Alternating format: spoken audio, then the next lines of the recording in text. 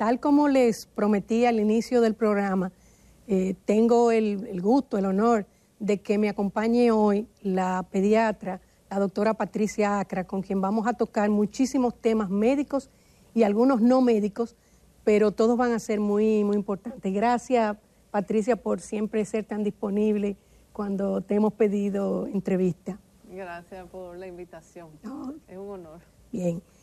Patricia, yo sé que tú tienes una posición muy, muy clara en relación al tema aborto, pero sé también que es una posición médica, fundamentalmente, no ideológica. ¿Cómo tú abordas ese tema desde tu óptica? Sí, es muy buena pregunta, porque realmente si nos basáramos en la ciencia, estrictamente en lo objetivo, en los datos científicos, en las estadísticas, jamás permitiéramos la ley de aborto a nivel público. Todo surge con un premio Nobel, inclusive en el 1962, cuando Watson, Crick y sus colaboradores se ganan el premio Nobel por haber descubierto el DNA y específicamente establecen que una vez que se une el óvulo con el espermatozoide, hay un ser humano totalmente nuevo, irrepetible en la historia de la humanidad e independiente de la madre. Es decir, lo que yo soy hoy, mis ojos, mi pelo, mi altura, mi color de piel, en esa primera célula, cigoto, estaba descrito todo mi ser.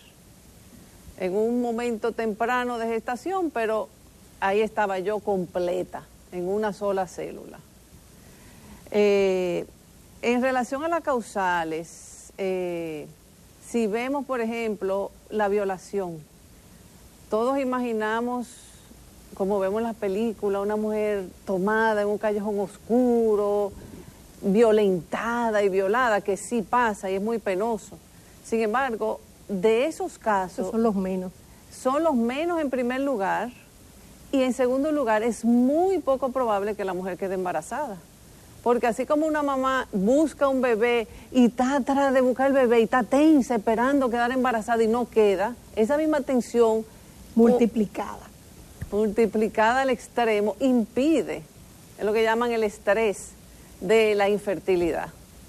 Entonces, lo que sí pasa desafortunadamente en nuestro país son adolescentes y mujeres violadas repetidamente por un familiar cercano usualmente, gente de confianza, claro que en la sí, casa. Un vecino, que la mamá se vaya a trabajar, incluso un pariente, un padrastro. Sí. ¿Y qué hacemos para ese caso? Y que son violaciones repetidas. Es correcto, y eventualmente queda embarazada esa niña. ¿Y qué perfil tiene un violador? Es una persona en sí misma que ha sido abusado pequeño. ¿Y qué hacemos por ese niño que va creciendo y que potencialmente se convertirá? En eso que nosotros deberíamos concentrar nuestra fuerza. En el caso, por ejemplo... y en políticas que sancionen precisamente a quien hay que sancionar, que es al violador. Y tal como tú dices, partiendo digamos, de la parte humana, de ver que a su vez es una persona enferma, claro. A lo mejor no es solamente castigo, a lo mejor es reeducación. Claro. Yo recuerdo haber ido a una cárcel en mi residencia en Estados Unidos, y yo no quería entrar porque fuimos a ver un violador que estaba muy enfermo. Y yo tenía, inclusive en ese momento, repugnancia, yo no quería entrar ni ver a ese hombre para nada. Y cuando nosotros vimos su historia, ese niño había sido amarrado y violado repetidamente durante años de su vida. Y lo que salió de mí fue compasión. Es decir, que si uno ve la historia, pero de todas maneras se puede trabajar socialmente con esos casos y rescatar, en vez de quitar la evidencia única que tiene esa niña de decir, a mí he sido violada repetidamente a través de un aborto. A mí me ocurre también que para mí como que el caso más fácil de defender es la violación. Quizá por el hecho de que hubo un caso aquí en República Dominicana de una niña violada en los 3 brazos, que fue un caso que se movió mucho en los medios de comunicación, de que tenía 12 años, de que no se permite abortar, ¿qué va a hacer ese niño? Y a la abuela, que también es una mujer joven, porque tú sabes que se repite, se embarazan temprano, tienen hijos temprano, entonces, es decir, que era una mujer muy, muy joven, sigue siendo muy joven. Se le acercó el padre Manuel a apoyarle, y Martín Almonte, un abogado, diciéndole, nosotros estamos para ayudar. Y ellos decidieron tener esa bebé. Esa bebé hoy en día tiene 10 años. Es una niña, es mi ahijada. Es una niña feliz, tan feliz como puede ser cualquier niño de recursos limitados. Y cuando yo pienso en aborto por violación, pienso en esa niña. Es una niña hermosa, inteligentísima, que nada, o sea que... No, y el hecho de que el valor del ser humano es el deseo de una madre de tenerlo o no, o sea, ese es el valor que le vamos a dar a ese ser humano. No de cómo fue concebido. No, exacto, porque mi mamá me quiera o no, yo valgo o no valgo. No, es independiente a eso, es independiente, podemos acompañar a los dos, a tanto a la madre en necesidad como al bebé. En relación, por ejemplo, a malformación congénita, si realmente estudiamos las estadísticas reales y verdaderas, hay alrededor de 130 millones de niños que nacen en el mundo. Las estadísticas indican que un 0.23%, es decir, menos de 0.5%, nace con una malformación incompatible con la vida y muere en el primer mes. El resto tiene malformaciones menores como un labio leporino, paladar hendido, etcétera, que son compatibles. Síndrome de Down, en algunos países ya se considera para aborto, claro, por el hecho del síndrome de Down. Exactamente. Hay muchos países que se vanaglorian de que no tienen niños síndrome de Down, no los tienen porque los abortan, claro, o sea, que sí. No es que han encontrado la cura. Se ofrece el aborto para ofrece, eso, abiertamente. Son niños maravillosos eso, o sea, alegres, traen alegría. Yo sí los definiría a través de la alegría. Y regularmente son el motivo de la unión familiar. Así mismo es. Regularmente es así, o sea, los testimonios que uno tiene de los que tienen niños con esa condición. Yo he tenido incluso pacientes con Zika, que vivan poco, pero viven en medio de un abrazo de una madre. Viven acogidos. Bebés que nacieron después de la mamá. Con anencefalia, por Zika, porque la madre padeció Zika en el primer trimestre. Y microcefalia también, tuvo muchos exactamente. O sea que se puede acompañar la corta vida, porque nosotros, si yo tengo un hijo que tuvo un accidente y quedó cuadripléjico, ¿ordenaría que lo maten? No, yo dejaría todo para atender a ese hijo. Entonces, ¿por qué no acoger en esa misma circunstancia a otro hijo o otra hija que yo tenga? O sea que no tiene sentido. Simplemente es una manera de mentalizar, de concientizar en el sentido negativo de que la vida vale cuando tiene calidad, o sea, los perfectos. La eugenesia. Exacto, es eugenesia. Es un principio de sí, Hitler. El principio eugenésico, exacto. Sí. En el caso en que la madre corre peligro de muerte, usualmente, y es importante aclarar, el 95% de los embarazos ocurren sin ninguna novedad, 95%. El restante 5%, el 3% es complicaciones en el último trimestre de embarazo, que no toma riesgo el niño. Absolutamente. Y si nace un poco prematuro, no tiene ninguna dificultad. En el otro % de los casos en que corre peligro de la madre, ya nosotros, yo como médico, a través de 20 y pico de años que tengo de ejercicio de la medicina, en incontables ocasiones, yo he salido corriendo de mi oficina a recibir una mamá que entró en una gravedad y tengo que ir a recibirle el bebé a las 28 semanas, a las 30 semanas. Es decir, el bebé se le da una oportunidad de vida. ¿Por qué no salvar las dos vidas? Intentar. No, la ley dice, mata a uno para salvar a otro. No, salva a la madre, intentemos salvar al niño, no lo matemos. Es un asunto de la intención. Exactamente. ¿Cuál es la intención? Que, fíjate, por ejemplo, estamos discutiendo código penal, pero nuestra propia Constitución contiene un articulado de eso, de la doble intención, que no es ilegal. O sea, tal como tú dices, mi objetivo es tratar de salvar las dos vidas. O sea, que de hecho es digamos, el eslogan que se ha logrado meternos a todos, salvemos las dos vidas. Exacto. Porque durante mucho tiempo se nos acusaba a los que éramos pro vida de que solamente nos interesaba el bebé y la mamá no importaba. No, esa nunca ha sido así.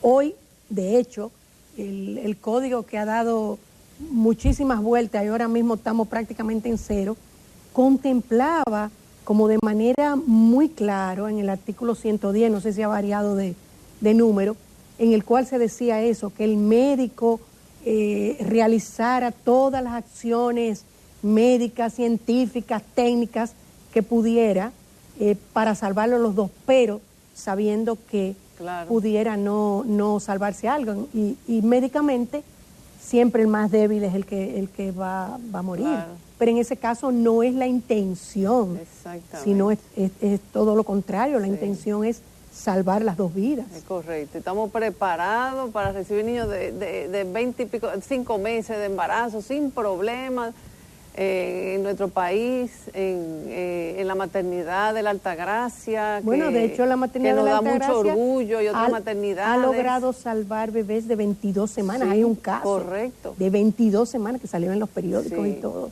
Y fue la maternidad. Podemos y debemos hacerlo. Y hay los médicos, yo pienso que lo que pasa es que es un tema donde no todos los médicos tienen tu valentía de decirlo, muchos lo piensan, pero con el respeto a lo que parece o lo que se cree que es lo moderno y lo progresista, pues no lo dicen, pero en su ejercicio profesional sí actúan de esa manera. O sea, la mayoría de los médicos es así, que actúan intentando salvar las dos vidas. Sí, y déjenos a nosotros ser médicos, nosotros tomar esas decisiones clínicas, no impuestos, porque si nos imponen esa ley, yo que soy pro vida no pudiera ejercer. Yo prefiero dejar mi profesión que decirle a un adolescente que tiene la oportunidad de abortar si ella desea, porque abiertamente, libremente tendría que o ejecutar como obstetra un aborto impuesto por ley. No, y hecho, aprender durante mi ejercicio profesional a matar. Entonces, que es exactamente nosotros lo terminamos contrario. siendo los verdugos impuesto la ley, y resulta injusto para el médico. Y fíjate algo, en un principio cuando esas leyes se aprueban, te permiten la objeción de conciencia, pero el objetivo final es que no haya objeción de conciencia. O sea, que ni siquiera tú puedas objetar, no, yo no puedo hacerlo, sino lo tienes que hacer. Es correcto. Lo tienes que hacer. Bueno, hay un caso que tú misma lo mencionas en uno de tus artículos, un caso que debe servir de ícono para nosotros, que es el caso del médico argentino Rodríguez Lastra, que salvó dos vidas y terminó con todo el subterfugio de las leyes argentinas, terminó condenado a no ejercer, cárcel incluso, y lo que hizo fue lo que tenía que hacer como médico. Además, Patricia, hubo algo, en el caso particular mío, que yo sé que también es el tuyo, yo en un principio estaba contra el aborto por razones puramente religiosas, o sea, no matarás. Luego, cuando ya incursiono en la defensa pro vida, qué bueno que la ciencia estaba de parte nuestra, o sea, con esas explicaciones que tú acabas de dar, realmente no hay por qué invocar la necesidad de la vida de la madre para realizar abortos. Pero en un artículo que tú escribiste, tú hablabas de un hecho científico que también descubriste, que es el quimerismo. El microquimerismo, sí. Y que a su vez como que me dio la luz de entender por qué muchas mujeres que cometían abortos supuestamente convencidas de que estaban haciendo lo adecuado para su vida en ese momento, como quiera sentían los mismos remordimientos de alguien que, por ejemplo, lo obligan a abortar. Sí, eso es hermoso, eso es un milagro, el microquimerismo. Hemos encontrado que muchas madres, a pesar de que no es reconocido, tienen síntomas de estrés postraumático después del aborto. Y se puede explicar muy bien con lo que usted indica, que es el microquimerismo. ¿Qué pasa? A partir de la tercera semana, lo primero es que el bebé, una vez se forma, el cigoto se implanta en la trompa, a la semana llega y se implanta en el útero. Y tiene una forma milagrosa y misteriosa de permitir que el útero lo reciba, porque nosotros si viene un virus, lo desechamos, si viene todo lo que vemos contrario a nuestra esencia, tendemos a eliminarlo.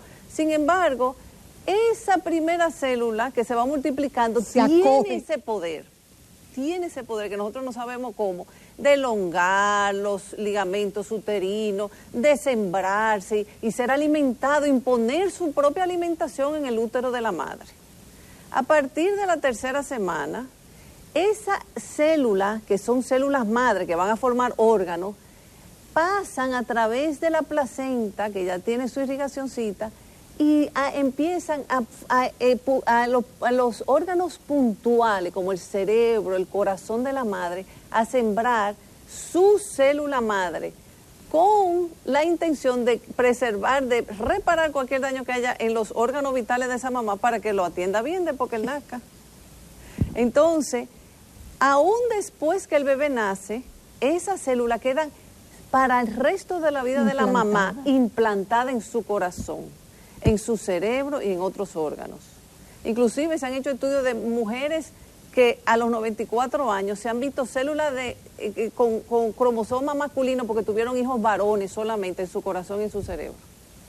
Entonces, aunque yo saque mi bebé, aunque yo lo destruya, aunque yo lo mate literalmente, ese bebé nunca dejará de ser parte de mi corazón.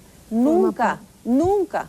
Porque el microquimerismo pasa más en un aborto. Cuando sale ese bebé y se destruye con curetaje, con perforación, esa sangre de ese bebé emana y sale más cantidad a la mamá. Y la mamá queda más impregnada. Es un regalo mayor de amor que le da ese niño durante su martirio. O sea que eso se siente. No, digo, cuando yo leí... Es perfecto, la armonía es perfecta. Cuando yo leí eso, digo, óyeme, pero esto como que me da esa razón que ya no es solamente subjetiva, porque uno lee de que síndrome posaborto tienen las que tienen alguna conciencia religiosa, pero las demás no. Dije, no, realmente estudios dicen que es todo el mundo, sí, aunque sea no inmediato, pero posteriormente. Claro. Pero cuando yo leí eso fue como esa... Y da esperanza a la madre que han perdido sus hijos, porque sus hijos, de forma natural, porque le queda siempre. Está en mi corazón, ajá, qué hermoso. Sí. Yo creo que para conocer a Patricia nada más hay que leer sus artículos, que son tan interesantes y tocan tantos temas. Hubo uno de los temas que a mí me llamó especialmente la atención, y es el hecho de cómo se trata en las leyes de aborto, cómo se anula a los hombres en las decisiones de aborto. O sea, qué punto tan interesante, que yo de verdad que no había caído en la cuenta de esa situación. Claro, sí, es realmente una incongruencia, porque ese bebé formado en el vientre de la madre es literalmente mitad del padre y mitad de la madre. Son 46 cromosomas, 23 donados por la madre, 23 donados por el padre. Sin embargo, en los países donde se permite el aborto, el papá no puede ejercer ninguna decisión sobre la decisión de abortar de la madre. Sin embargo, tan pronto el bebé nace, se le impone suministrar la manutención y si no, incluso encarcelado. Entonces, por un lado, es una incongruencia total. Por un lado, yo no opino y por otro lado, me imponen un deber. ¿Y por qué no me lo imponen desde el principio? ¿Por qué no puedo yo opinar sobre ese bebé? Igualmente que la madre, mío tanto como de ella, o sea, del hombre tanto como de la mujer. Sí. Es incoherente. Totalmente. Yo siguiendo, rebuscando en tu perfil... Es que toda la ley es incoherente. Es incoherente. Desde el punto de vista científico, desde el punto de vista social, desde el punto de vista moral. Revisando yo tu perfil, Patricia, me encontré algo interesante. Y es que, aparte de que tú eres médico, brillante, resulta que tú también eres escritora y que has escrito más de un libro con temas básicamente infantiles, ¿verdad? Es correcto. O sea, con un enfoque infantil. y leía que en ambos casos siempre trata digamos, de ayudar y de motivar a los niños que han tenido una vida difícil, o sea, que han tenido a lo mejor un origen difícil o incluso su misma vida, especialmente el de los invisibles y los terrenales, que mereció un premio, y háblanos un poquito de esa parte de tu vida y si sigues escribiendo. Sí, ese fue finalista, no llegó a tener premio, pero fue finalista en Barco de Vapor, en el concurso literario infantil. Es interesante porque ese libro, precisamente Los Invisibles y los Terrenales, habla de un caso que tuve yo en mi consulta, que realmente yo crecí con ese niño me educó a mí, me enseñó a mí más que yo a él. Y es un pacientito que llegó de unos 8 o 9 años, que su madre era adicta a la heroína, al igual que su padre, los dos. Y la madre quedó embarazada sin ella ni siquiera saber que estaba embarazada, y siguió drogándose. Y le ofrecieron el aborto. La abuela le dijo que no, que lo tuviera, que ella lo cuidaba, que no importaba lo que pasara. Dice, pero tengo 3 meses drogándome con heroína, va a salir un niño que no sabemos en qué condición. Pero se limpió con la tutela de la abuelita, no volvió a consumir droga, se separó del papá y luego eventualmente esa mamá muere y la abuelita también muere. Ese niño queda solo. Y así conoce a su padre, que se seguía drogando. Y cuando llegó a mi consulta, era el niño más maravilloso que yo, o sea, el niño responsable, estaba en deporte ya desde temprana edad. Y me enseñó que, primero, que el aborto hubiera eliminado esa vida. Ese niño valiosa. Ya se graduó, es valiosa, que ha hecho de su vida algo, un ejemplo. El amor incondicional que ese muchacho le dio a su padre. El papá eventualmente dejó incluso la droga, trabaja de forma regular.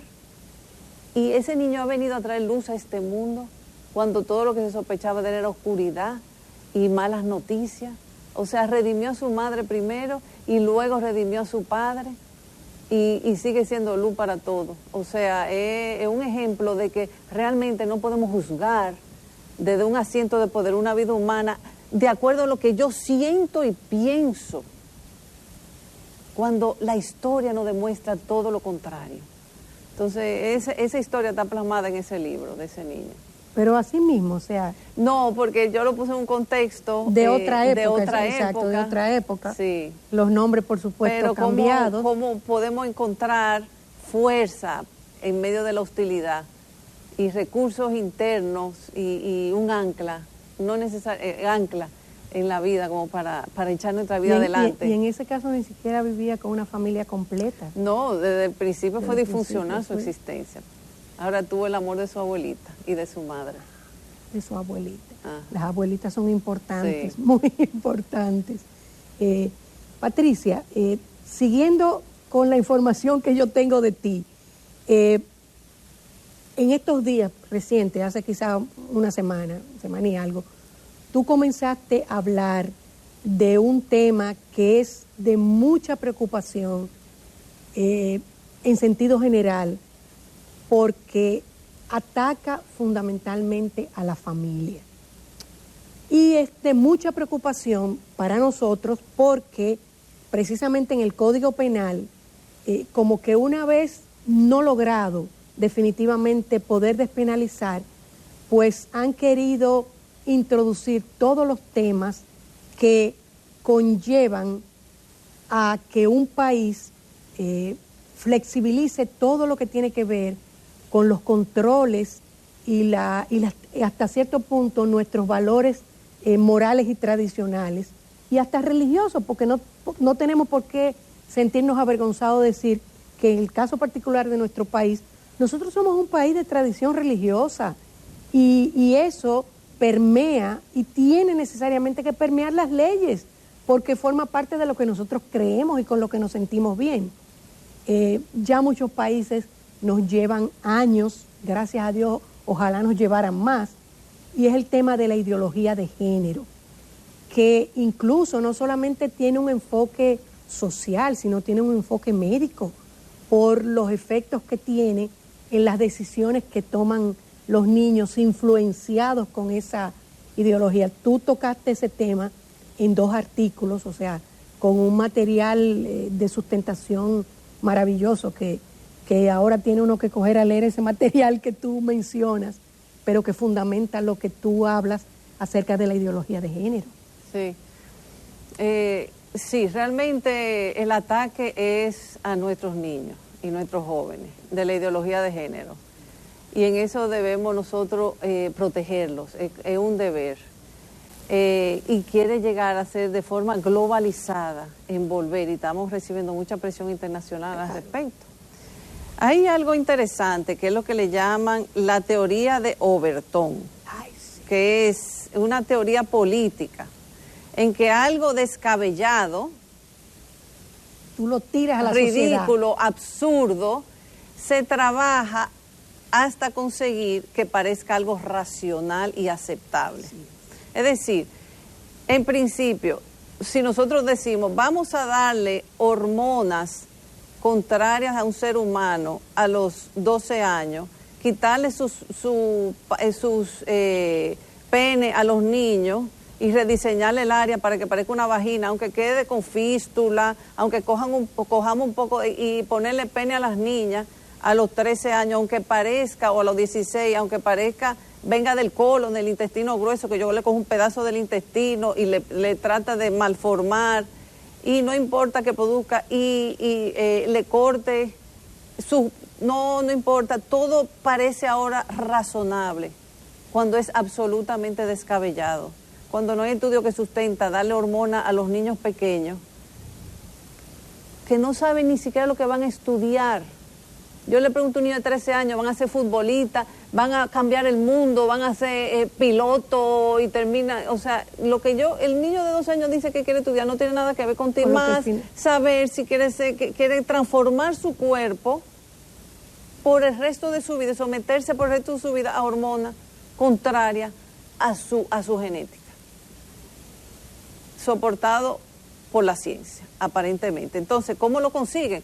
Lo primero es abrir una discusión, pero hay niños que desde pequeños se sienten en el cuerpo contrario, pero hay genes de homosexualidad que no existen, no existe el gen de homosexualidad, y los niños pasan por procesos de adaptación, no hay erotismo temprano, porque las hormonas sexuales, nadie desea, un niño de 5 o 6 años no desea sexualmente a nadie, no tiene esa capacidad hormonal para un deseo sexual que conlleva una procreación, eso viene con la pubertad. El deseo sexual nace buscando procrear, viendo el sexo como para buscar inconscientemente, intuitivamente la procreación. Eso no existe. Hay una tendencia, hay un gusto, preferencia, pero no una definición. Eso es lo primero, no hay. Entonces, ¿cómo le vamos a imponer a ese niño? No, vamos a discutir. Empieza con una discusión. Luego viene y se dispara, se agrede al opositor. Entonces, en tercer lugar, se invitan artistas que apoyen. Que normalicen. La Miria, Disney, ya hay muñequitos que favorecen, el unicornio que todas las niñas tienen con todo lo... Hay un jueguito que aprietan que tienen todos los colores del arco iris, ya el niño se va familiarizando con todo eso inconscientemente. Entonces, eso va cambiando y estamos viendo eso normal. Entonces, ¿cuánto ha subido la disforia de género después de la implantación? Sobre 1500%. Pareciera una epidemia de disforia de género, cuando es una educación hacia la disforia. Es crear una confusión. Y validar la confusión. Y legalizar, llegar a la política, imponerla, que es la fase final. Porque tal como nuestro amigo Agustín Laje tiene una definición buenísima, y es lo que dice, son son imposiciones, no son, o sea, ni siquiera es si tú quieres, no, es una imposición. Claro. O sea, porque es la ya parte, llega la política, claro, y ya la política impone. y el resultado es como tú dices, o sea, muchos niños confundidos, porque por supuesto el fundamento de ese tipo de educación que se inicia bien temprano es tan sencillo como ponerlos a jugar que tú no eres niño, tú eres niña. Claro. Tú no eres niño, tú eres niña y viceversa. Y es posible que a ti te guste un niño, aunque tú seas niño, y es posible que a ti te guste una niña, aunque tú... Pero es como tú dices, que tú estás proponiéndole algo que no forma parte de su naturaleza. No, y que los estudios demuestran que el 98% de los varones que tienen disforia de género vuelven a identificarse con su propio sexo biológico. O sea, transitan y regresan a identificarse. Y las niñas en un 88%. O sea, la gran mayoría es un evento pasajero, pero la política quiere agarrar ese momento de confusión, transformar a favor de un cambio. No, para quizá en el sistema global, porque los dos evitan la procreación. Claro, al final. Entonces, al final queremos evitar procreación a través del aborto y de la ideología y controlar la población mundial. No, y fíjate cómo te crean incluso, qué sé yo, en Inglaterra, clínicas dedicadas al cambio de sexo de los niños. Y por supuesto, todo esto va empatado a que los padres pierdan la autoridad de decisión, claro, sobre sus hijos. O sea, el niño que a lo mejor no le permiten tomarse una aspirina sin permiso, sí le permiten decir yo quiero cambiarme de sexo. Claro. Y son capaces de suministrarle hormonas y cirugías. O sea, decisiones que son irreversibles. Claro. Irreversibles. Y tal como tú dices, le mutilan los senos, si es una niña, le mutilan el pene si es un niño, pero tiene que pasarse la vida entera tomando hormonas porque su naturaleza es contraria. Claro, o sea, por más que yo me disfrace externamente, yo tengo más de 50 billones de células y cada una de ellas grita que yo soy mujer. O sea, es un disfraz, es como que yo me disfraza de princesa y sienta que yo soy princesa, todo el mundo me tiene que tratar como princesa. Yo no soy princesa. Yo no, o sea, es algo externo totalmente. El interior, esa mujer se quema, muere quemada, y yo sé que una mujer, aunque tenga un pene, o sea, porque le cojo una célula carbonizada para ver qué era, y dice era una mujer, aunque haya hecho la cirugía transgénero para ser hombre. Y fíjate cómo llega a la política, que hoy en día estamos viendo que hombres transgéneros te compiten en belleza, en deportes, con mujeres. Digo, lo vemos ahora mismo en las Olimpiadas, como un hombre, claro, transformado a mujer compitió en levantamiento de pesas, pero igual los hay en fútbol, en rugby, en muchísimos deportes, que cómo tú vas a comparar la fuerza masculina con la femenina. No, y hay un objetivo que nunca podrá ser alcanzado. Yo nunca seré un hombre, nunca. Todos mis órganos, todo mi ser grita que soy mujer, mi cerebro, todo. Cuando uno ve, no sé si te pasa a ti, a veces cuando uno ve todo lo que está ocurriendo en el mundo, nosotros somos realmente una luz en el mundo en relación a todo lo que está ocurriendo, porque de alguna manera estamos resistiendo. El propio hecho del Código Penal, por ejemplo, que no ha logrado aprobarse y que recién esta semana prácticamente parece que se cayó. Y mira qué bueno que se cayera. ¿Por qué? Porque esa última versión entró la palabra mágica, género, para que todo eso que tú planteas ocurra. Porque mientras posiblemente nosotros, el común de la gente, no va a crear casos, nosotros sabemos que ellos sí crean los casos. Y tan pronto nuestro código tenga esa palabrita género, veremos que se van a crear casos. Entonces, ¿qué tú piensas imaginemos que un día vamos a tener eso aprobado, porque tal como tú dijiste, tenemos una gran presión, porque eso es lo que está ocurriendo en el mundo. Pero aún así, ¿qué opción tienen los padres desde su óptica familiar para poder enfrentar ese mare magnum que se nos viene encima por este caso del... Sí, qué buena pregunta, porque después de que un ser humano tiene sus necesidades básicas de comer, dormir, tomar líquido, lo segundo que un ser humano necesita, nuestros hijos, es vínculo, vincularnos con ellos. Los padres que se vinculan afectivamente, le dan seguridad en el vínculo a sus hijos, usualmente toda esta teoría y todos estos rumores que no tocan esa familia, por los padres que le dicen a sus hijos, te amo, tú vales, tú eres hijo mío, tú eres hija mía, tú perteneces a esta familia, tus valores, yo te los... y la describe, tenemos que describir a los niños, qué niña tan que se comportó bien, qué bien tú le respondiste, qué buena nota tú sacaste. Eso implica que tú seas organizada para sacar esa nota y que tú te sepas sacrificar. Aplaudimos, en vez de decir, ay, qué bien, sacó buena nota. No, pero ¿cómo llegó a esa buena nota? Vincularnos positivamente. Y los papás con sus hijos, el papá piensa que nada más da el dinero y no tiene que más nada. Los papás es importantísimo, lo queremos sacar de la historia casi con este feminismo, pero dan seguridad. Dan seguridad.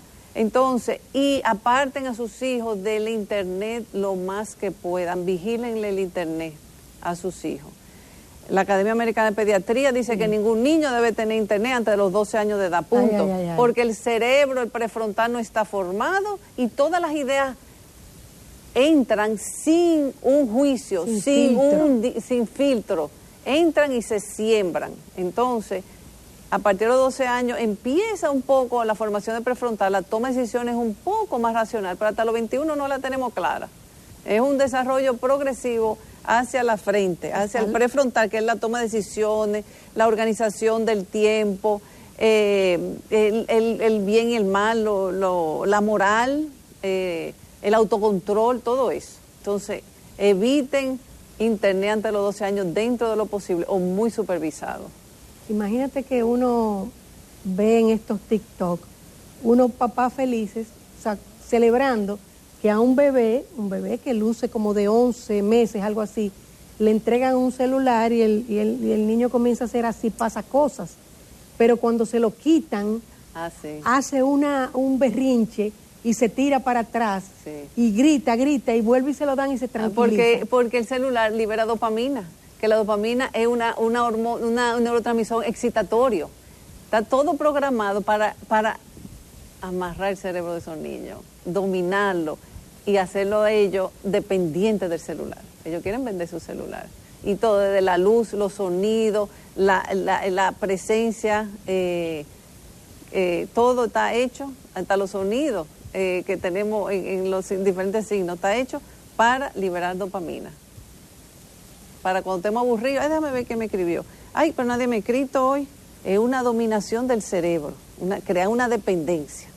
Imagínense entregarlo temprano, o sea, cuidar el internet. Realmente... Y crear el vínculo son mis dos consejos principales a la familia dominicana. Yo creo que no pudimos haber terminado con mejor mensaje que ese que tú acabas de dar. Es más, si de todo lo que hemos hablado se nos quedaran dos ideas fundamentales. Una, cuidar el internet en los niños. Y estamos hablando de 12 años. Nosotros sabemos que aquí se le están dando mucho antes. Y segundo, los vínculos familiares. Vínculos familiares y destacar la figura paterna en esos vínculos familiares. Yo creo que si nosotros dejáramos en este programa esas tres ideas, yo creo que valió la pena todo, más todo lo anterior que hemos manejado, que lindo. Y Patricia, darte de nuevo las gracias, porque en medio de este tiempo, que ayer ayer estábamos a 25 y estamos en domingo 26, es decir, tenemos ahí a nuestro Belén. Ay, sí. Para recordarnos que el sentido de este tiempo es la Navidad, es el nacimiento de nuestro Señor, aunque en este mundo de ideología de género no quieren que se diga feliz Navidad, sino felices fiestas, para incluso quitar lo que implica realmente. Muchas gracias, que acabas de terminar este año y que recibamos el año que viene así mismo, lleno de confraternidad y de amor entre nuestras familias, y que seamos capaces de poderlo también transmitir con esa hermosura con que tú acabas de transmitir. Feliz Navidad a todos los niños dominicanos. Que son tus pacienticos amados. Todos. Gracias, Patricia. Muchas gracias. Continuamos en nuestro programa Propuesta Semanal. Muchas gracias.